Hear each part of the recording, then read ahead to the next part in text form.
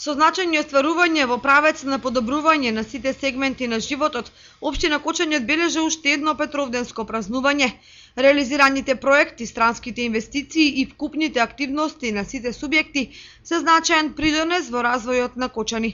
Градоначалникот Радко Димитровски во своето годишно празнично обраќање посочи што се е направено во изминатите 12 месеци и ги најави зацртаните активности за наредниот период.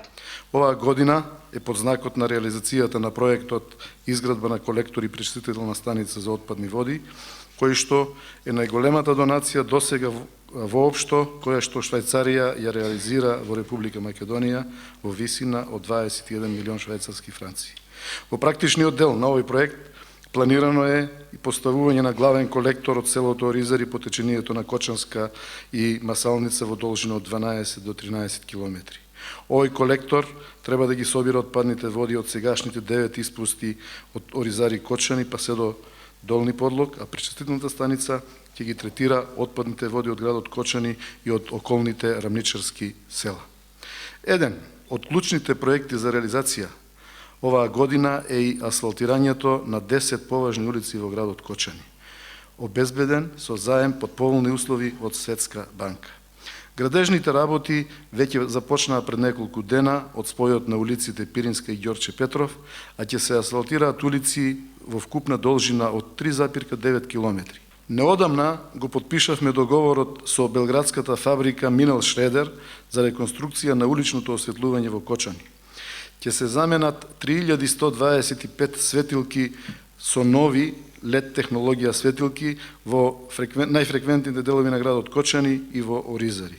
Со примената на новата технологија на осветлување ќе се заштедат околу 65% од сегашната потрошувачка на енергија, што ќе се плаќа од постојните комунални такси, а ќе се обезбеди далеку подобар квалитет на осветлување на градот. Се заокружуваат активностите од проектот за одвојување на фекалната од атмосферската канализација, кој што беше предуслов за првото прашање, кој што се реализира со грант од 1.200.000 евра добиен од Европската банка за обнова и развој и со кој се поставуваат атмосферски одводи на траса долга скоро 7 километри. Врз основа на бројните крупни проекти, градоначалникот Димитровски изминатата година ја оцени како мощна и успешна за општина Кочани, бидејќи се остварени значајни придобивки во правец на подобрување на условите за живот. Од друга страна, значајни позитивни поместувања се остварени преку странските инвестиции и отворање нови работни места. Свечено беше пуштена во употреба компанијата Антура. Инвестиција Гринфилд во висина од 6 милиони евра, а која што е современа лабораторија која произведува семенски материјал за украсни цвеќиња. Бројката од 150 засега вработени се очекува да се искачи на над 300 вработувања, што е многу важно не само за Кочани, туку и за околните помали соседни општини. За поздравување и соработката на Средното општинско училиште Гошо Викентиев, како извор на квалификувана работна рака со компанијата Амфенол, која произведува кабли за автомобилската индустрија и антенски структури за базните станици за мобилната телефонија. Договорот предвидува дел од учениците од профилите електротехничар и машински техничар да извршуваат практична работа во Амфенол, а на недобрите ќе им биде понудено вработување и усовршување во странство. На свечената седница во повод празникот на градот Петровден, на овогодишните лауреати им беа доделени највисоките општински признања.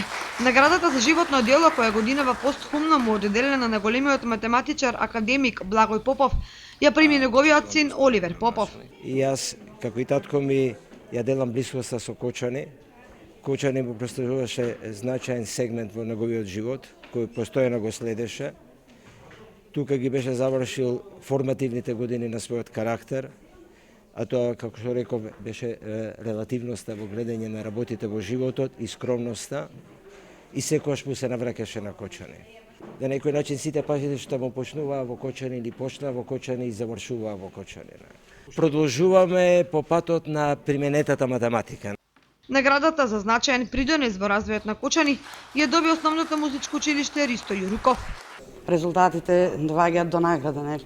Се надевам дека сметат оние што ни ја доделија наградата дека сме достојни да ја примаме. од името на директорката на училиштето, од името на сите вработени во училиштето, од оној тим наставници, ученици, публика. Се надевам дека бевме достојни и ќе останеме достојни за да ја развиваме културата како во општината, државата, така и надвор од неја. Празничната атмосфера на свечената седница ја надополни настапот на изворената флейтистка Ангелина Катмирова Алексова во пијана придружба.